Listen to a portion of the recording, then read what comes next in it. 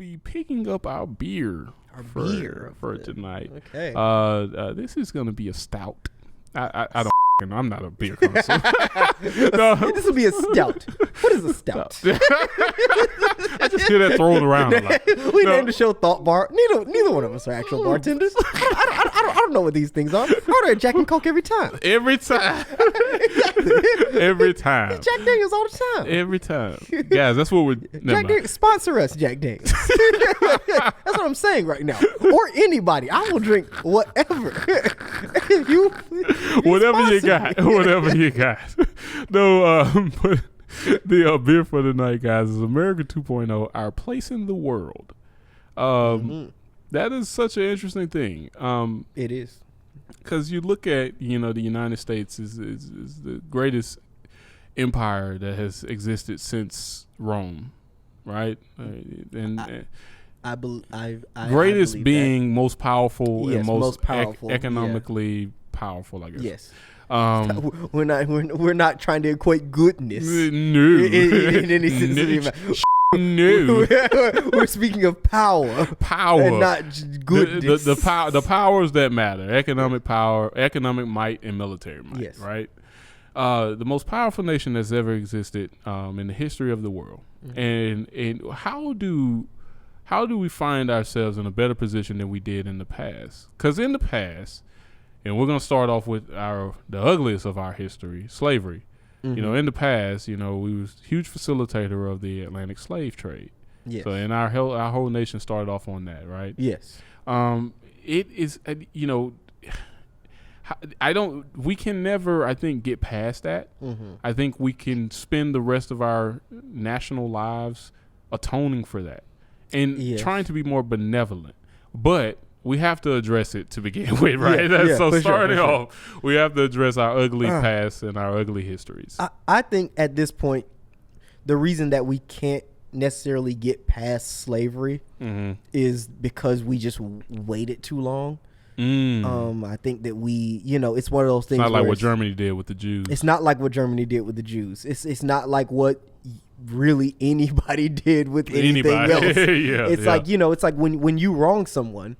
I mean, the longer you wait to apologize, the more deep seated. Exactly. You can never make good on that. And especially if whatever you did to wrong them is still having a lasting effect on them. For sure. You come back to them in their older age and decide to say like, oh, well, I'm sorry that, I embezzled X amount of money from the company I started with you. It's like, well, that's cool and all, but now that I'm older, that money could have gone to my kids and my grandkids, and you could apologize now.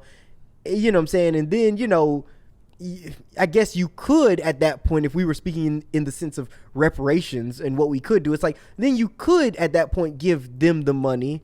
Yeah. But, they're on their deathbed. So are you giving the money to their kids? Because, okay, now which kids? And now who? And that's where it starts to get really muddy. It gets muddy. How do you even make good on this idea of slavery and reparations and what you did to a group of people? Because now the water's so muddy that, like they say, like, who gets reparations? Oh, the descendants of slaves. Well, who are those? Who are they? And what's the threshold? What is the threshold of that? How do you prove that? What percentage of slave blood do you have to have in you to be, eligible for the for the reparations? You know what I'm saying? Like, it becomes this weird dynamic, and it's like, well, that's what happens when you take too long to make right the wrongs you've done. And then on top of that, also we would have to definitely address the treatment of the Native Americans. And so how would I think we had our first Native American member of Congress get elected this last round? I think so. Yes. That is, I honestly think that, I think that's ridiculous. I think that if nothing else, each nation, each Native American nation should have a representative in Congress by default. Yeah. Now, who they vote in is who they vote in from their community. Yes. But by default, they should have because again, that's one of those things where it's like, if I'm guys, I played so much Civilization and Age of Empires and SimCity and Pharaoh and all these games about building nations, right? And building power. So I understand the complex position to be in. It's like, well, we took your land, and we're not giving it back, but we want to try to be cordial or something weird. You know what I'm saying? We will never be able to do that. We'll never be able to make it right completely. No. But what we can do is incorporate Native Americans as much as possible in our nation. Yes. Beyond just street names and like that and force. We can do more than that. We give them power in Congress so that they can decide how money is moved and how the nation moves. Yes. So that's number one. So we have to look.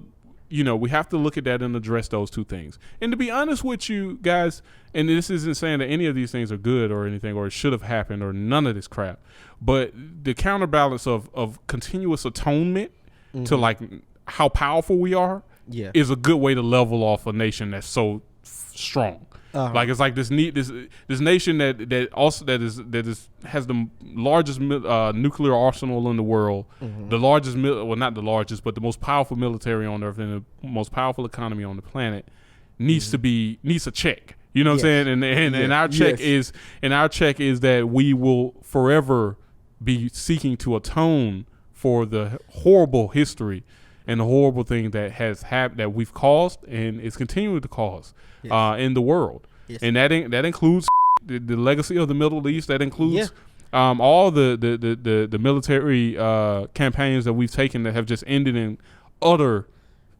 yes, and it's in a way the source of some of our power.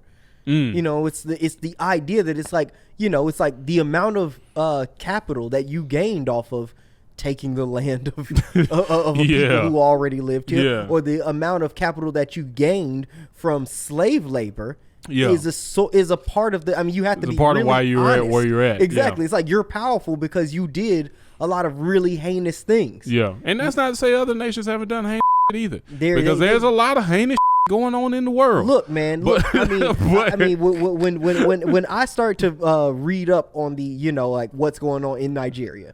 And the whole NSARS campaign that they have going on. And it was this moment where I remember that I had spoken to a lot of my Nigerian friends, and, they had expressed that there was like, corruption in different police forces there. Yeah. But there was definitely a big downplay of it. Yeah. Like where it was like, oh yeah, sometimes they'll stop you and they'll blah, blah. And now there's been this whole thing where it's just like you're starting to see that it's a shift from the norm. A norm is changing, right? Yes. Like that used to be the norm, but now it's like, yo, guys, this up. Yeah, no, exactly. Yeah. I mean, it's like, leave me the alone. Like, bro, do your job without me giving you a bribe. Exactly. And call it a day. Rock with it. Everything will be better that way. Exactly. So, I mean, this idea that I mean, you can see that it's everywhere. Yeah, it's everywhere. I mean, but you can definitely see that in America. It was one of those things where it was like it was done with such efficiency, and that's what made it so bad. And it was just like this is making. I mean, we are really good at kind of genocide. Yes, it's terrible. Like I can kind of play out things where it's just like, well, technically we were trying to liberate those people. A side effect of that was we were gaining like oil reserves in different areas. Yeah, and we were able to, heinous. I mean, at the end of the day, heinous shit been done in the interest of the American people. Yes. Right? And that's what generals and stuff behind closed doors have always used as an excuse for doing bad shit. A part of the new America would be to change that mindset from that to consistent atonement and again, here's the thing, I'm always about how we can all win, right? So for the people who are continuously looking for the interests of the American people, it's in the interest of the American people to be an economic partner to every nation on this planet. True. It's in the interest of the American people to truly invest in other places so that they know that they have an ally and that we can benefit from their trade, and so that we can benefit from building them up and getting, I guess, political favors and stuff from that. That's in our benefit. Yeah. So we can do that and atone at the same time. You know what I'm saying? Like, I mean, guys, you can't. I go back to like, I'm not saying America's the only horrible nation on the planet. I mean, if you look back in history, the Aztec Empire was out here chopping, like laying waste to local clans and like sacrificing to the Aztec gods. Bruh. but I'm just saying, like, we have such a weight, right? Yes. And we can both secure our interests and atone for that weight on a continuous basis, because you never fix it, and be better off for it. All of us. Yes. Now I'll say I think I think that a lot of the problem with America atoning for things is that one of the strengths that we have is that and this is something that you said a long time ago. Yeah, I'm hold a skull. Hold a skull. You said this a long time ago, is that like one of the strengths of America is that like we have, every 4 to 8 years we have peaceful regime changes. Yeah. We have these things where it's just like, oh, we just move power over to the opposing party, and a war doesn't break out. Yeah. But I feel like a lot of that has a lot to do with the reason why we don't tend to ever atone for anything. We always then go, oh, well, slavery wasn't us. We fought for the slaves. Yeah. So, and we have power now. So, hey, Abraham Lincoln and the Republicans are sitting back like, no.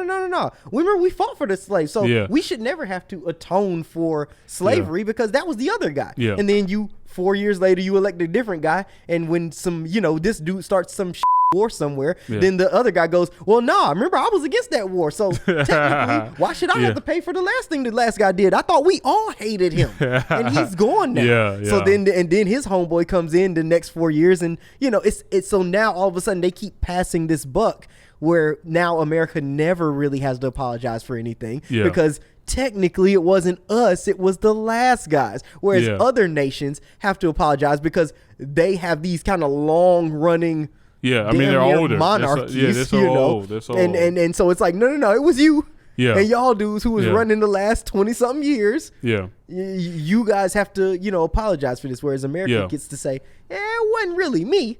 Yeah. Because remember, I got in office and I brought a whole bunch of new homeboys in. Yeah. And we didn't do the last that the other guys did. Have them pay for it. Yeah. I mean, in that, you're right.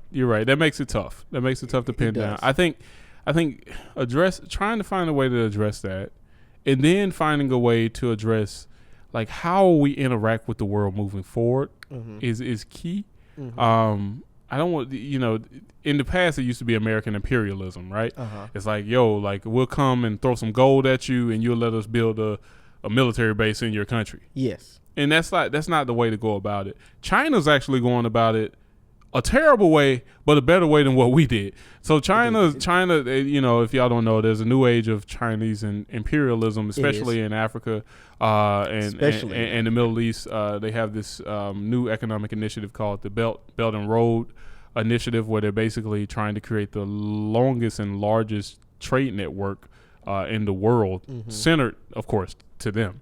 But what they're doing is basically trying to make they're investing in Africa, infrastructure in Africa and stuff, in exchange for political favors, military situations, and also jobs for their workers. One of the worst things that they're doing is they're building all these bridges and stuff, and they promised, or I hope they promised the African nations that they were going to hire, Nigerians or people from Zimbabwe or Kenya, and they have not fulfilled that at all. No. It's nothing but Chinese workers. In fact, some nations are getting to the point where they're changing signs to be in Chinese versus the local dialect, the local language, because of the influx of the Chinese and stuff. That's some serious, terrible imperialism. We can do things with benevolence without taking advantage of people.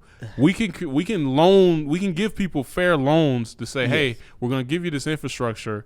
In exchange, just let our ships dock a few minutes. Right? Yeah.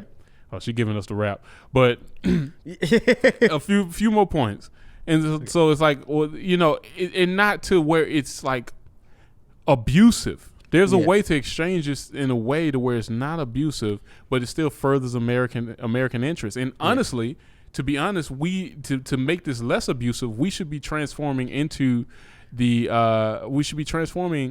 truly, not just in namesake and not just in talk, into the banner of democracy. Yeah, it's like, hey, we will invest in your nation if you make your nation more free to your people. What happens when we start having those kind of conversations? What happens when we start to say, hey, guys, we've noticed a lot of corruption, and we've noticed that you're a democracy in name only. Yeah. We're only going to deal with you, and we have $500 billion ready to invest. But you got to change how you deal with your people and start creating a network of pure democracy, not pure democracy, but like serious democracies. Yes. With us. Yes. There's a way to do it. It's just we haven't had the leadership who Yes. had the intent to do it. And that's the problem. And so now I think with the new generation of leadership like the AOCs and the John Ossoffs and these guys, I think there's an intent of like, yo, let's actually be good. Let's actually try to use our power for benefiting the world. Yes. Like, let's try to do that. Let's stop acting like America's the center of the planet. And let's use our resources and all this stuff we've gained for the good of humanity. And to me, that's how we move forward. I like that. I like that. I like that. I mean, but that's it, right? Yeah. No. That is it. Yeah. That is it. If we are going to play the high ground, we actually have to be on the high ground. Yeah, and let's be. Like if we play the good guy, we have to actually play the good guy. Let's be Republic City, man. Let's. I hope y'all watch the Avatar, but no. Anyway, guys, that's right there. And on that, put that shot down. Put that down. Put that bit down.